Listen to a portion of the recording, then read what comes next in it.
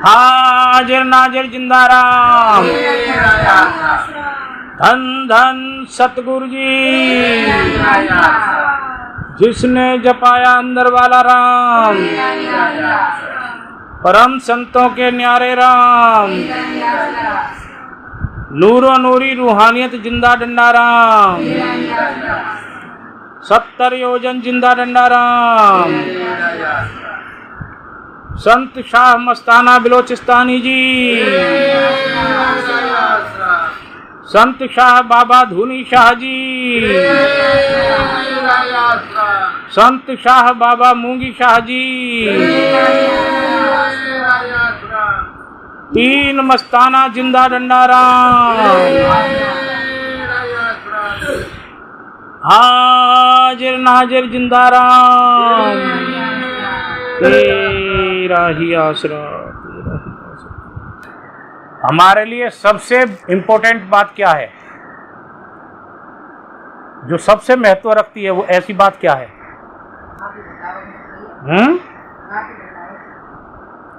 ये मनुष्य शरीर मिल जाना, ये मनुष्य शरीर मिल जाना, इसके लिए देवता भी तरसते हैं, सबको पता ही है बात।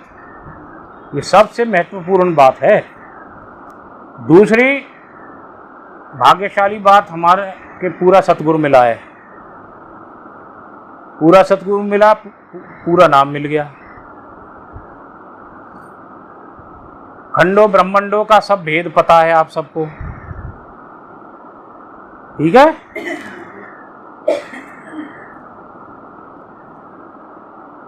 फिर भी इतना सब कुछ मिलने के बाद हम अगर छोटी छोटी बातों पे सत्संग को छोड़ते हैं तो ये हमारे लिए बहुत दुखदाई बात है, बहुत दुखदाई। सारा जीवन हमारा ऐसे ही बीत गया है सबका। अब इस उम्र में आके ये समय सतगुरु ने दिया है, और इधर आप सब भी सब अपने अपने फर्जों से सब उन्नतर हो, और जो नहीं भी है तो 2 घंटे में उसका भी कोई काम नहीं बिगड़ रहा। सत्संग की महिमा अनंत, अनंत किया उपकार, कबीर साहब कहते हैं सत्संग की महिमा अनंत है। परमात्मा ने अनंत उपकार किया, गुरु ने जो सत्संग से हमको जोड़ा। मालिक की चर्चाएं सुनने को मिलती हैं, 2 घंटे का समय हमारा लेखे में जाता है दरगाह में। इसका हिसाब किताब जब हम जाएंगे तब हमें मिलना है, और यहाँ जीते जी भी मिलेगा। जीते जी भी सतगुरु से जो भी जुड़ा आज तक कोई दुखी नहीं है। जिसने सतगुरु के बताए हुए मार्ग पे जो चला है, कोई दुखी नहीं है। अनहोनी होगी नहीं, होनी भले ही होती रहे। देखो अभी पिछले सप्ते बहन के ऊपर दूध गिर गया, गरम गरम होनी थी, होनी प्रबल थी, तो दूध गिर गया।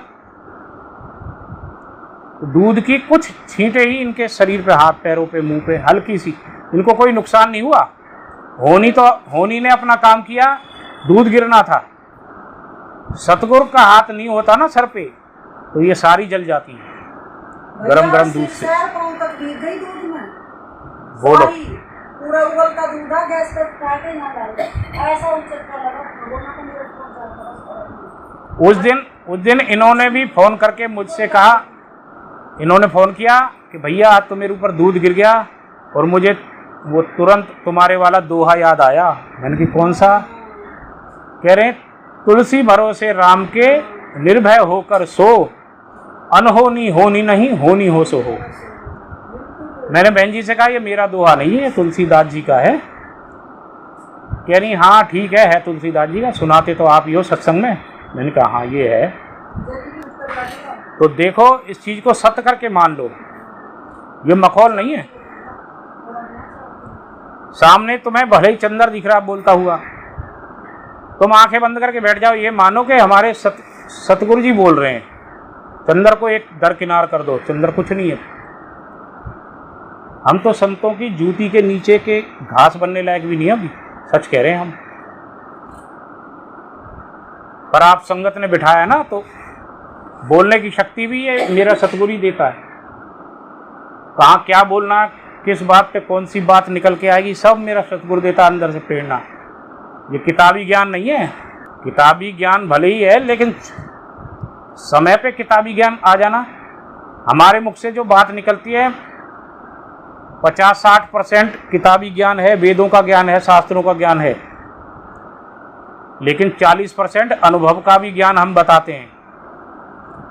लेकिन अनुभव का भी ज्ञान हम उस हिसाब से बताते हैं, पर्दे में रख के तुम्हें किसी को पता ही नहीं चलता कब मैंने अनुभव की बात बोली है, कब शास्त्रों की बात बोली है। अब रही बात भजन बंदगी करके जो अंदर जाने का जो मार्ग है,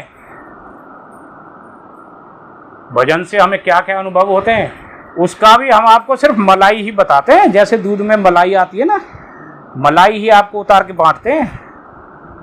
दूध के अंदर जो घी छुपा है ना, वो हम कभी नहीं बताएंगे किसी को, फिर हमारे पास कुछ नहीं बचेगा। अब चाहे आप लोग इसको यूं समझ लो, पाखंड, चाहे कुछ भी समझ लो, पर हम बताएंगे नहीं कभी किसी को कुछ भी। ऊपर की मलाई मलाई आपको बांटते हैं। सभी संतों ने ये किया है। हाँ, जिन संतों को अंदर से हुक्म आ गया गुरु का, उन्होंने अपने ग्रंथों में लिख भी दिया है अंदर का सारा हाल। कबीर साहब ने भी लिख दिया, गुरु नानक जी ने भी लिख दिया, बाबा मूंगी शाह ने भी लिख दिया, मस्ताना जी ने भी लिखा है। और हमारा मार्ग अभी अधूरा है और लिखने का कोई हुक्म नहीं है, लिखने का क्या, नाम देने का भी हुक्म नहीं है अभी। तो हम सिर्फ इतना इशारा देते हैं, उस इशारे को सत्य करके मान लो। सत्संग कर रहा हूं, गद्दी पे बैठा हूं, झूठ नहीं बोल रहा। जो भी एक एक बात बताते हैं 100% सही होती है, इतना सब मान लो सत्य करके। झूठ इसमें कुछ नहीं होता, सत्य का संग है, झूठ का नहीं है। हमारे मार्ग में अभी रुकावटें हैं, इतना इशारा आपको दे देते हैं। इसलिए पंडित जी, आप कभी हमसे यूं उम्मीद मत करो कि आप ही पार लगाओगे। पार लगाने वाला मेरा मालिक बैठा है, पूरा सतगुरु है। हम तो हवा में लटक रहे हैं अभी, अंतरिक्ष में। जब पूरा सतगुरु आपके पास है, पूरे सतगुरु के आप शिष्य हो, तो हमसे उम्मीद क्यों करते हो? हम तो जैसे आप हो ऐसे हम हैं। हम में आप में कोई फर्क नहीं है, कोई भी फर्क नहीं है। हाँ जी, अब तुम लटक तो ना रहे हो। है जी, हवा में नहीं लटक रहे हो, अब नहीं लटक रहे हो, तो चढ़ाई से अब नहीं लटकेंगे। अब लटक भी ना रहे, लटक कहाँ रहे हो? अंतरिक्ष में नहीं, हवा में ही लटक रहे हैं। ना ना, अब नहीं। उदो वाली होशियारी मत करो। ना ना ना, तो ये गोपी वाल वाल सब कपड़ा फाड़ देंगे। अब ना लटक रहे भैया। पहुंच गए। हम सत्य करके कह रहे नहीं हैं, नहीं, हमारी बात मानो। ये गोपी वाल वाल सब तुम्हारे कपड़ा फाड़ देंगे। सबका सिर हमेशा अपने सतगुरु के आगे झुके। सब अपने अपने गुरुओं के आगे सिर झुकाओ और सब अपने गुरुओं से ही प्रार्थना करो कि हे मेरे सतगुरु। विराजमान है ना आज, ठीक है, विराजमान है तो वो आज हम अपनी ड्यूटी कर रहे हैं ना पंडित जी। जाने वाला तो गया उसे तो बाबा से अंदर चढ़ाई करेंगे तो देख सकते हैं, पर आपको तो देख रहे हैं। हाँ, ये स्थूल देखो, स्थूल आंखों से आप जरूर देख रहे हो, और वो उसमें बैठा है, वो जिंदा रहा। लेकिन शब्द रूप में बाबा सबके अंदर है। बैठा है ना, शब्द रूप में आपके भी अंदर है। खूब दर्शन करे, बैठे, बात करे, सब करे, बहस करे। जब हम माने ना आए ना, जब माने ना, बाबा कहाँ माने? बाबा तो माने ही। शब्द रूप में आपके भी अंदर है, हमारे भी अंदर, सबके अंदर है। गोलमाल मत करो। ये गुरु जितने भी आप सबके हैं ना, कोई जय गुरुदेव वाले हैं, कोई राधा स्वामी वाली बहन जी हैं, कोई बाबा मूंगी शाह जी के, मस्ताना जी के शिष्य हैं, ये गुरुओं के स्थूल देह हैं। सबके गुरु छोड़ गए इनको, और जिनके हैं वो भी छोड़ जाएंगे और हम भी छोड़ जाएंगे। इसका क्या मान करना, इसका क्या मान करना पंडित जी बताओ। पहुंचना सबको एक जगह है, कोई 2 घंटे में पहुंच रहा है, कोई 10 में, कोई 7 हाँ, तो पहुंचना सबको है, लेकिन एक ही मंदिर, एक ही रास्ता। उसी मार्ग से तो अब आप सबको जोड़ा जा रहा है। गुरुदेव का है, चाहे कोई भी है, कैसा भी है, सुने हो, सबको पहुंचना वही पहुंचना है। अब उसी मार्ग से तो जोड़ा जा रहा है कि सब जल्दी जल्दी पहुंचे। काहे को 4 जन्म लेते हो? 4 जन्म फालतू लेना मूर्खता है। हमेशा सत्संग में फरमाते हैं हम कि जिंदगी की शाम सबकी होने को हो रही है। अपना एक एक सांस अपना मालिक में लगा दो, सब एक एक सांस लगा दो मालिक में। और खासकर पंडित जी से कह रहा हूं और आप सबसे भी कह रहा हूं, हमारे पंडित जी को तो कह रहा हूं लेकिन ये सीख सब अपना लेना। पंडित जी, सुबह का समय मालिक की बंदगी का होता है। बिस्तर में फोन लेके मत बैठा करो, ये फोन काल का एंटीना है, सब जगह घुमाते हो ना फोन। नहा धो के ऑफिस में बैठ के फिर सबको करो, कहीं भी करो, संगत का हाल समाचार लो, लेकिन सुबह का समय अपना भजन बंदगी में अपने शरीर को दो। शरीर में जो एनर्जी होती है ना, सुबह ताकत रहती है शरीर में। 9-10 बजे तक आराम से बैठा करो, अपनी बैठक बनाओ। जब तक हमारी बैठक मजबूत नहीं होगी हम शब्द से नहीं जुड़ेंगे, कतई नहीं जुड़ेंगे। सारा खेल बैठक का है। बैठक मजबूत होएगी तभी हमारी सुरती ऊपर चढ़ेगी, और ऊपर चढ़े बिना शब्द तो ऊपर है, नीचे थोड़ी है। नीचे तो काल के जंजाल हैं सारे। बैठक अपनी मजबूत करो सारे बहन भाई। जिस पे जितना देर बैठा जाए उतना बैठो, फिर थोड़ा लेट जाओ। लेट जाओ, लेट के भी बाहर की आवाज़ों को क्यों सुनते हो? कान बंद करके कोशिश करो अपना शब्द सुनने की, लेट के। आधा घंटा अपना शब्द सुनो लेट के, फिर शरीर में एनर्जी बढ़ जाएगी, फिर बैठ जाओ एक आधा घंटा।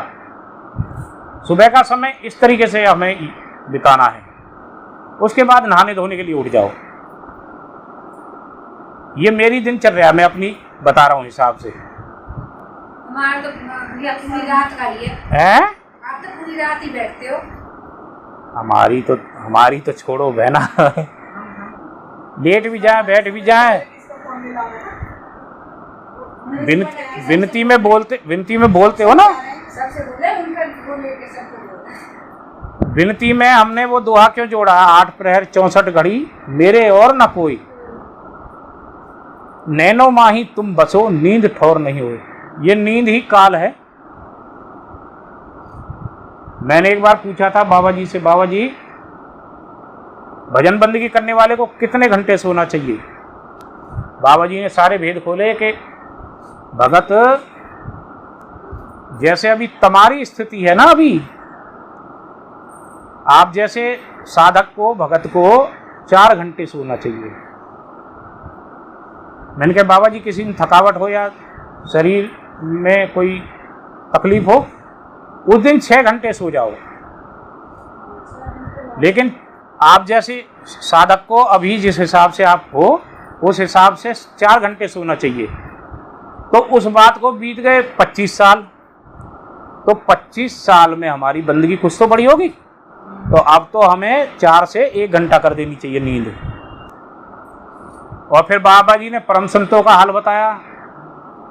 बाबा जी परम संत की नींद कैसी होती है? परम संतों की नींद कहते हैं जागन में सोवन करे सोवन में लौ जाए। कहते हैं संत फकीर तो लेटे हैं ना, उसी में नींद पूरी हो जाती है। और लेटे लेटे उसी में नींद हो जाती है पूरी। चाहे 15 मिनट भी लेटे हैं, एक नींद ले ली, उसी में नींद भी पूरी हो गई। और कह रहे सोवन में लौ जाए, सोते सोते भी मालिक से जुड़े रहते संत। संतों का ये हाल है।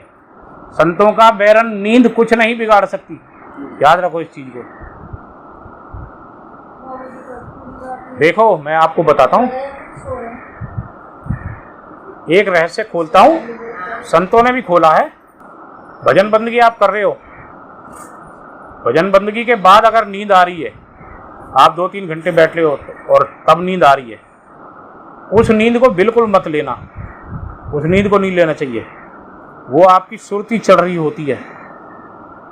सुरती चढ़ रही होती है तो मूर्छा आने की संभावना होती है। जब जान निकलती है शरीर से तो मूर्छा ही तो आती है। तो हमें पता नहीं लगता। हम सोचते हैं कि एकदम से सारा शरीर सुन्न हो जाए तो सुरत चढ़ रही है। नहीं, धीरे धीरे अपना काम करती है। संत कहते हैं थोड़ा थोड़ा रोज मरो, थोड़ा थोड़ा रोज मरो। कबीर साहब कहते हैं जिस मरने से जग डरे, मेरे मन आनंद, और मरने से ही पाइए पूर्ण परमानंद।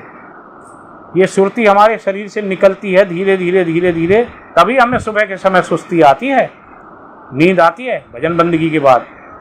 उस नींद को कभी कोई ना ले। उठ जाओ, मुंह धोआओ, आंख धोआओ, हाथ पैर हिला लो, दंड बैठक लगा लो, कुछ घर का काम कर लो, कुछ घर का काम कर लो ऐसे, या फिर घूम घूम के अपना नाम सुमिरन करो। सुमरन के बाद सोना नहीं है। सोना नहीं है हर हाल में। सो गए तो काल हंसता है, ये ध्यान रख लेना। काल खुश होता है मैंने अपना काम कर दिया, और सतगुरु हमें फिर धिक्कारते हैं कि तूने दे दिया अपना आपा काल को। जो शर्त हमने तुझसे रखी थी, जो हमने तुझे को नियम समझाए थे, उस पर खरा नहीं उतरा, दे दिया अपना आपा, सौंप दिया काल को। सतगुरु निराश होते हैं, काल हंसता है। इसलिए हमें मालिक को रिझाना है, दयाल को रिझाना है, गुरु को रिझाना है। परमात्मा, मालिक, सतगुरु सब एक ही चीज है। शब्द शब्द में जाय समाए। जब तक सतगुरु स्थूल देह में थे तब वो अंदर से शब्द से जुड़ते थे, मालिक से जुड़ते थे। सतगुरु ने अपना स्थूल देह छोड़ा तो वो शब्द में जाके शब्द ही हो गए। समुद्र में एक गिलास पानी डाल दो, वो समुद्री हो जाता। फिर उसे तुम वो अलग गिलास का पानी नहीं कह सकते। अभी तुम चाहे तुरंत गिलास का पानी समुद्र में डाल दो, तुरंत निकालो यूं भर के, पानी तुम्हें खारा ही आएगा। चाहे तुम गिलास में गंगा जल भर के डाल दो और तुरंत निकाल लो, फिर भर के समुद्र में आएगा खारा ही तुम्हारे हिस्से में, तुरंत बन जाता है। पलक कल्प का भजन पलक में करवाता सतगुरु। लेकिन जब जागन में शोभन करे, शोभन में लो जाए, ऐसी स्थिति हो जाएगी हमारी तब। उससे पहले कोई अपने आप को कम ना समझे। भक्ति का मार्ग बहुत ऊंचा है। दास कहाना कठिन है, मैं दासन को दास, अब तो ऐसा होए रहूं पांव तले की घास। कबीर साहब के वचन है। किसका बज रहा है ये? क्या बज रहा है ये?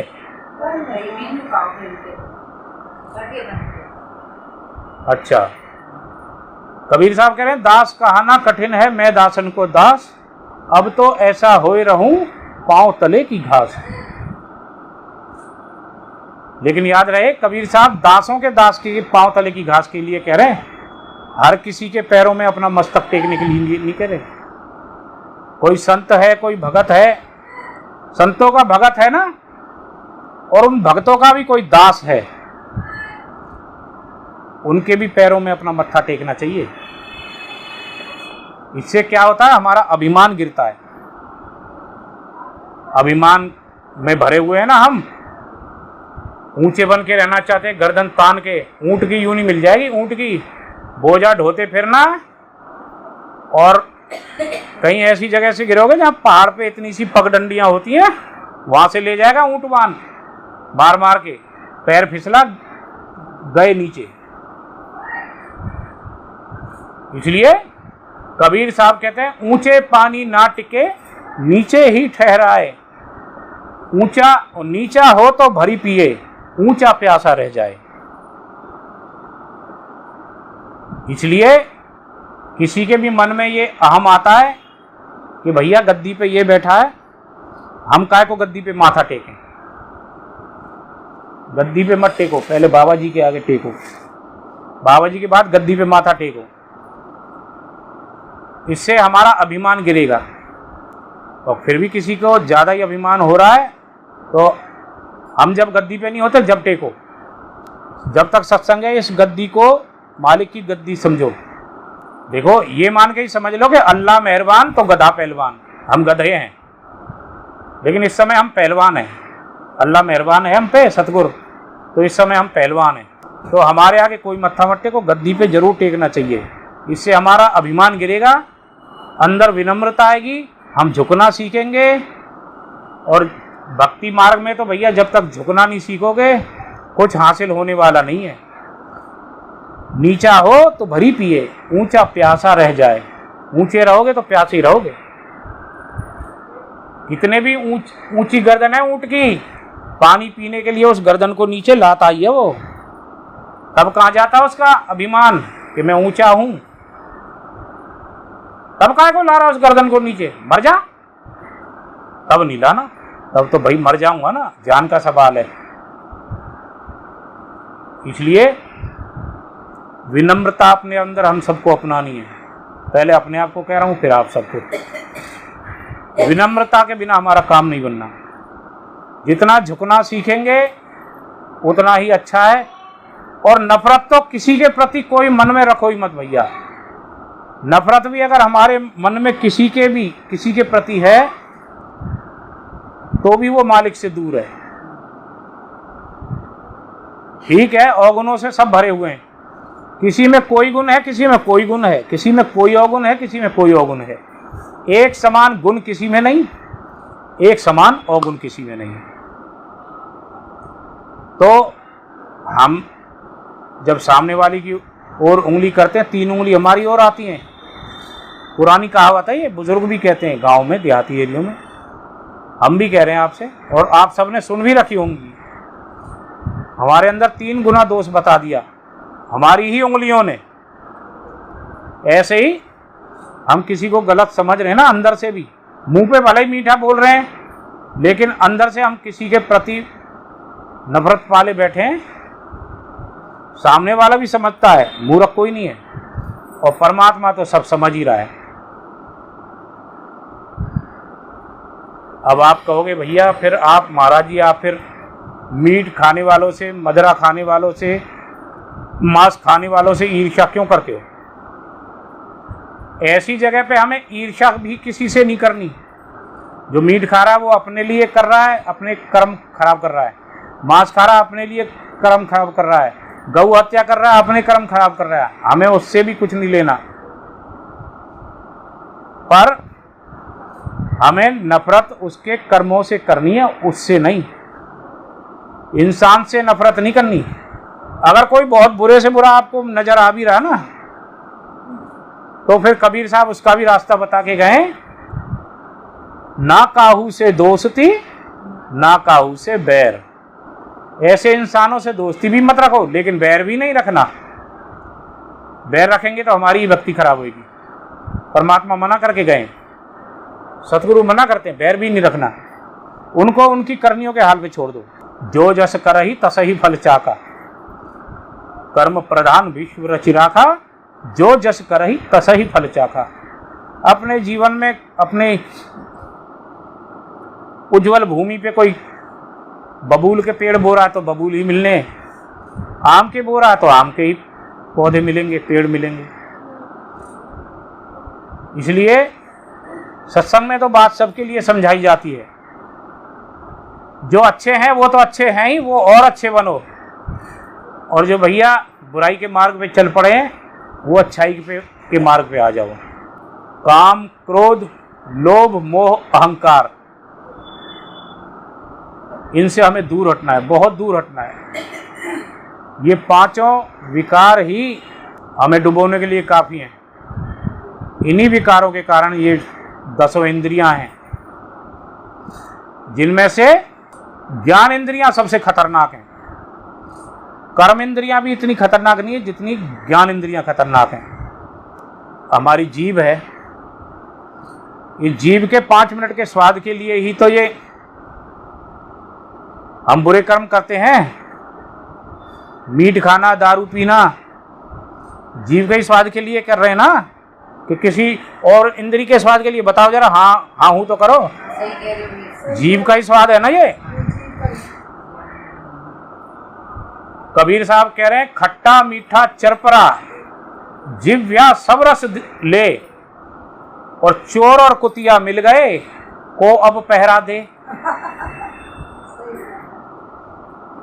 खट्टा मीठा चरपरा जिव्या सब रस ले, चोर और कुतिया मिल गए को अब पहरा दे।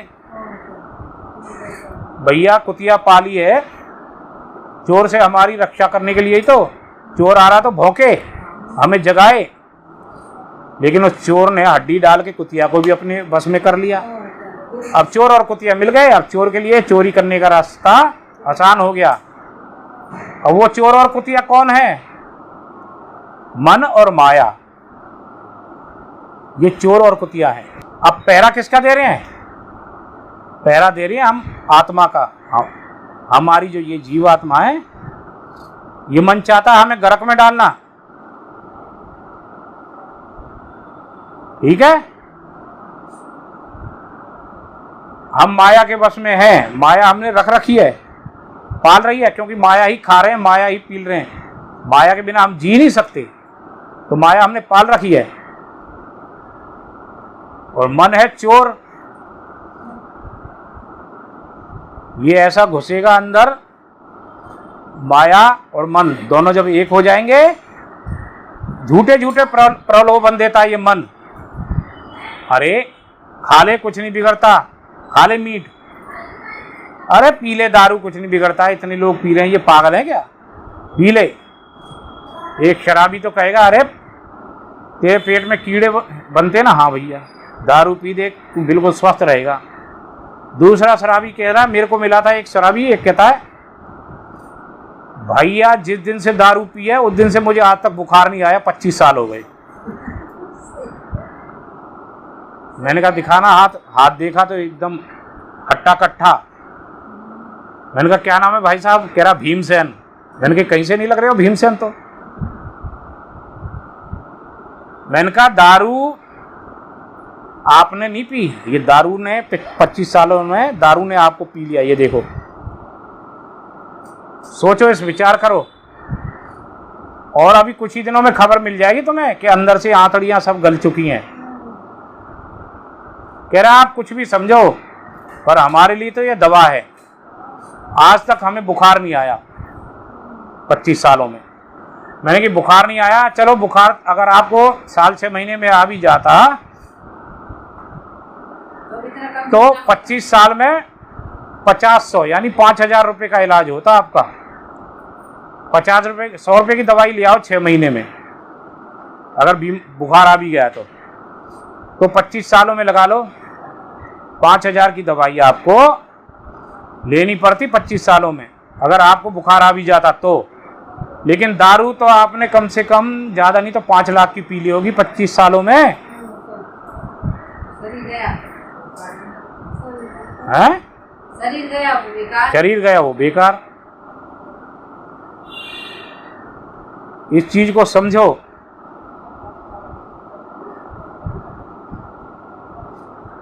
और ये दारू पी के पराई औरतों के भी पास गए होंगे, कह रहा हाँ महाराज ये तो है, हमने शराब और कबाब का फुल आनंद लिया है, शराब कबाब शबाब का फुल आनंद लिया है। अच्छा बहुत अच्छी बात है। हमने कहा संत महात्मा तो उलट ही कहते हैं। कहते क्या कहते हैं?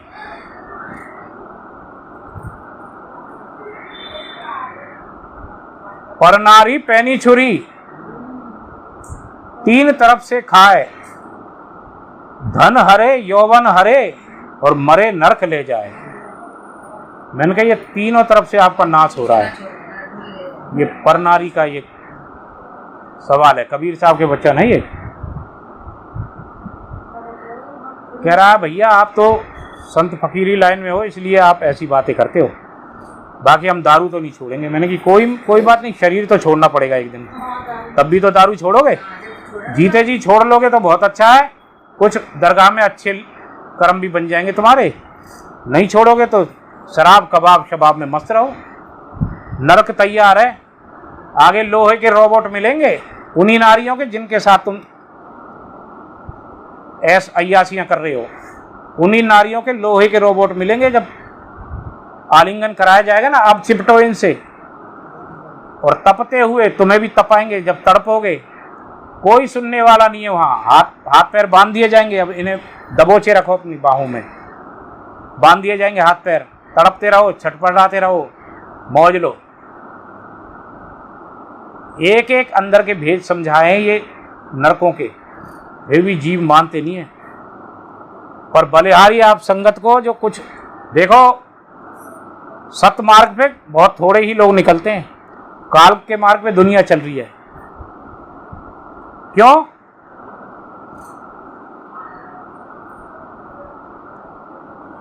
कलयुग ने कबीर साहब से भी कहा है कि भैया परमात्मा जी ये मेरा युग है, इसमें मेरी ज्यादा चलेगी।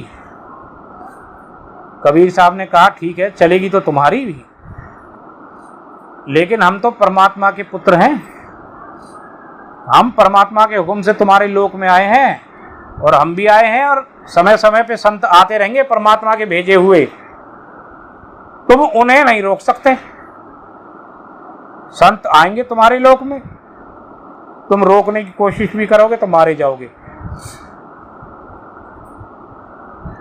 हाँ, रोक तुम्हारा समय है, कलयुग है, तुम्हारा समय है, तुम अपनी मनमानी ज्यादा करोगे, तुम्हारे चंगुल में जीव ज्यादा फंसेंगे।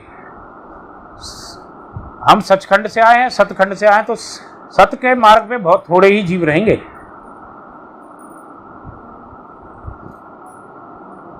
कबीर साहब ने कहा हमारी भी 64 लाख संगत है इस समय, हम जानते हैं 64 लाख में हमारे 10-15 ही जीव हैं जो काम के हैं, बाकी सब व्यर्थ हैं, सब अभी तुम्हारे ही वशीभूत हैं। वो ही हाल आज भी सबसे ज्यादा संगत कबीर पंथियों की है और गुरु नानक पंथियों की है। तीसरे नंबर पे राधा स्वामी वालों की है। सबसे ज्यादा संगत पूरी दुनिया में कबीर साहब की है और पूरी दुनिया में गुरु नानक जी के भी गुरुद्वारे एक से एक बने हुए, गली गलियों में हजारों की तादाद में सिख मिलेंगे। ऐसे ही राधा स्वामी वालों के तीसरे नंबर पे राधा स्वामी वालों की हम संगत कह सकते हैं। पहले नंबर पे कबीर साहब की मानेंगे आज भी, लेकिन चाहे कबीर साहब की संगत हो, उस युग में तो 1 करोड़ जनसंख्या होती थी, जिसमें से 64 लाख जनसंख्या कबीर साहब की ही से ही जुड़ी थी।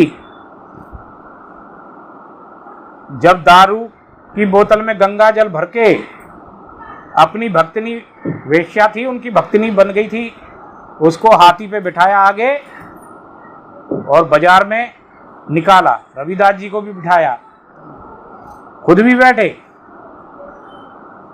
जो उनकी भक्तिनी थी, वेश्या भक्तिनी बन चुकी थी, अब उसके कंधे पे हाथ रखा, कहा बेटी धीरज मत खोना, और बोतल में गंगा जल था यूं मुंह पे लगा के हाथी निकलवाई। राजा को कहा तुम बहुत कहते हो ना हमारी संगत बहुत है, आज तुम्हारा ये भ्रम भी दूर करते हैं। राजा को कहा ये हाथीवान को कहो सारे काशी बनारस में घुमाया हाथी को, सारे काशी बनारस में घुमाया हाथी। सब देख रहे हैं अरे ये तो फलानी वेश्या है, और जो निगरे थे उनको मौका मिल गया, जिन्होंने कबीर साहब को गुरु बना रखा था, उनसे कह रहे हैं तेरा ही गुरु है ना ये, देख ले। आ गया ना, गुरु की सच्चाई सामने आ रही है, देख ले देख ले। अब वो भी कहता अरे यार मैं तो फलाने के कहने में जाके इसको गुरु कर आया, वो भी अपना दामन बचाना चाह रहा है। ये होते हैं कच्चे, इनको कहते हैं मरकट वैराग्य। ये एक डाल से दूसरी डाल पे, मरकट बंदर को कहते हैं। जो संतों से ऐसा वैराग्य करते हैं, दिखावटी मरकट वैराग्य है ये। एक एक करके सबने अपने अपने पल्ले झाड़े, सब हट गए। अब राजा को भी बुलाया, राजा का जो शेख तकी था उसको भी बुलाया, कुल पुरोहित रविदास जी को भी बुलाया। रविदास जी और कबीर साहब तो एक ही साथ ही रहते थे, परम संत थे दोनों। और जो वाद विवाद करते थे कि तुम्हारी